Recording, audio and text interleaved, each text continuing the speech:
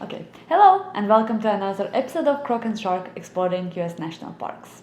In this video, we are going to share our experience in beautiful Sequoia National Park, tell you interesting facts about giant trees, and share some travel tips.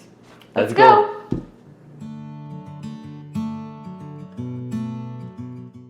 If you enter the park from the Three Rivers Village side, shortly after the Foothill Visitor Center, you will notice this interesting human-made structure, Tunnel Rock. Did you know that Tunnel Rock is not naturally formed tunnel? It was set squarely on the ground before it was excavated. So come and see the scratches from the trucks and RVs. Like here, here, here.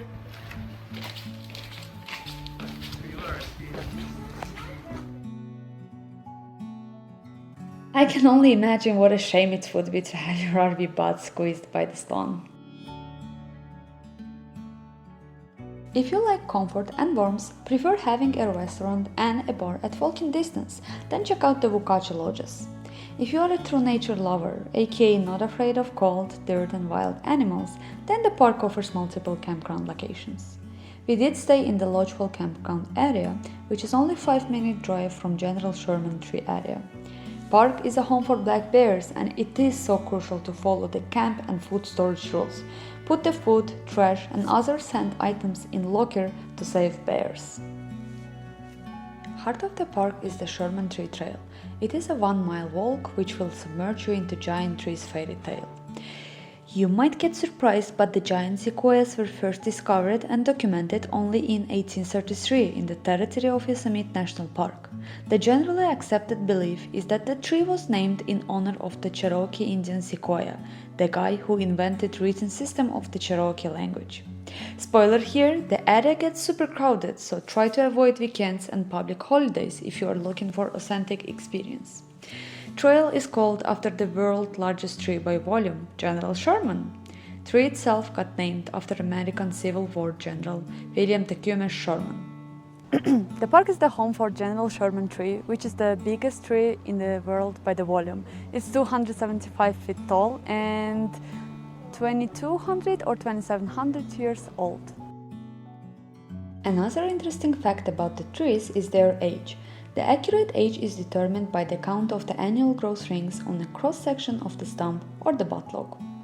Although we cannot exactly tell the age of the standing trees, we can deduct it from fallen or cut trees. So, your guess? It's more than 3,500 years, making it the oldest living thing on Earth. Isn't it amazing? If you keep moving south, you will enter the Congress Trail, another paved walk with gentle incline. Trail offers an immense collection of sequoias, large trees, unusual grouping of trees, burned trees, hollow trees, fallen trees, you name it, we've got it. No other trail in Sequoia National Park has so many big sequoias in such a short distance. Giant sequoia are generally well able to protect themselves against their natural threats. They are too massive to be blown over in the wind, and their bark is thick and rich in tannins, chemical which protects them against fire and insect damage. Here you can see the president, second largest tree in the park. This place is much less crowded. Not far from the president are his helpers, group of trees called the Senate. You may wonder why those trees grow so close to each other. Answer is laying underground. These guys have their roots interconnected, which helps each individual tree stay stronger. Another group of majestic giants, the house. Talking about the root system of sequoia, despite the tree's ability to grow hundreds of feet tall, sequoia tree roots only extend about 6 to 12 feet underground, saying that interconnected roots supporting the structure makes lots of sense now. If you keep going south, instead of finishing the Congress Trail loop, you will enter the no-pave zone, even less crowds here, so you can slow down and enjoy the surrounding nature. There are a few more interesting spots on your way. Cattle Cabin, Black Arch Tree, you can literally walk through it. The Three Amigos, name speaks for itself. Chimney Tree, I guess there are some similarities. Crescent Meadow, offering a nice side view. Wildlife. If you are lucky, you may meet black bears. And the Tarp's Log, a cabin built in 1861 by Hale Tarp out of the downed giant sequoia log. He was the first non-Native American to live in the giant forest.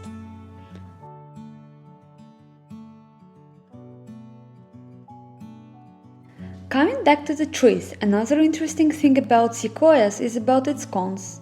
At first, one may think that the largest cones on the ground should belong to the giants.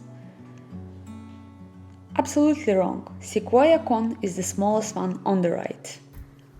You can see the huge difference, guys, between the cones of the trees. Giant sequoia cones may be small, but their role in the survival of the world's largest tree is crucial. 2 to 3 inches long, they may contain up to 200 tiny seeds in them. Interestingly, they can hold up their tiny seeds in them and not open up to 20 years until the nature intervenes. Fire is an essential mechanism helping the natural reproduction of the trees. The heat from the wildfires help to dry out the cones and make the tiny seeds release. They fall on the ground and the new trees grow. Fire also helps to eliminate the competing plants around and helps to organize the good soil, the good nutrient soil around. But why do the trees themselves do not get hurt during the fires? The answer to this question lies in the thick, spongy bark of the trees, which may be up to 3 feet thick. This bark protects the tree from the fires. Even during the strong fires, it helps the trees to survive. Next in our list is a Big Trees Trail. Short paved loop, less than a mile long, with a beautiful meadow in the middle. There are multiple information panels on the trail telling interesting facts about the growth and life of sequoias.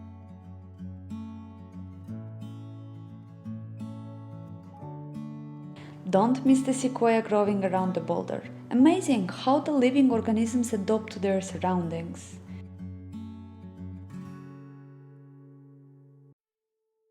If you already start feeling a pain in your neck, then it's time to check out Tocopa Falls Trail. It's a 3-mile hike with an easy ascent, traveling along the Kawaya River.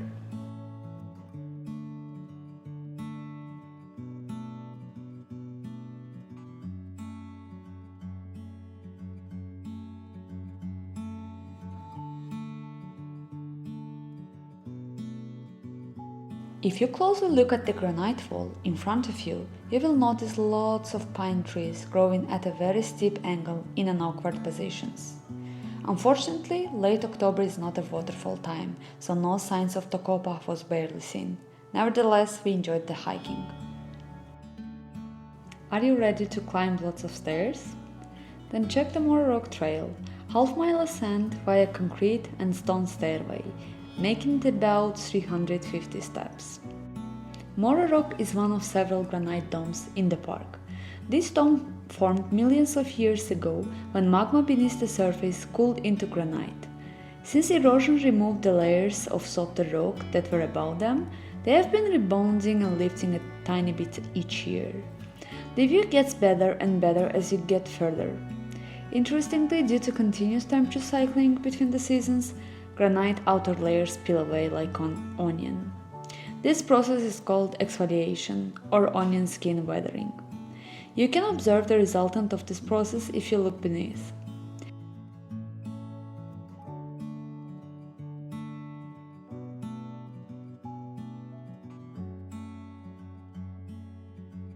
With the handrails and barriers in place, this route is considered quite safe. Still take your time and progress cautiously, especially if the surface gets wet.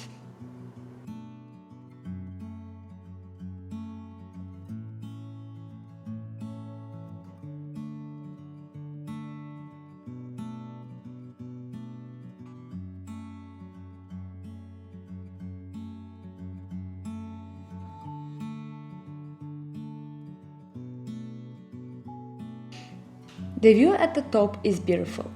You will see the Great Western Divide peaks, the San Joaquin Valley, and the wilderness of Sequoia National Park. We did summit Moro Rock at the daylight, but people recommend to try it out at dawn or just before dusk.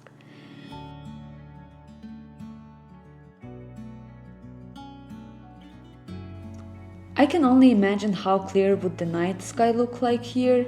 Not by chance the info panel behind us tells how small it is light pollution around.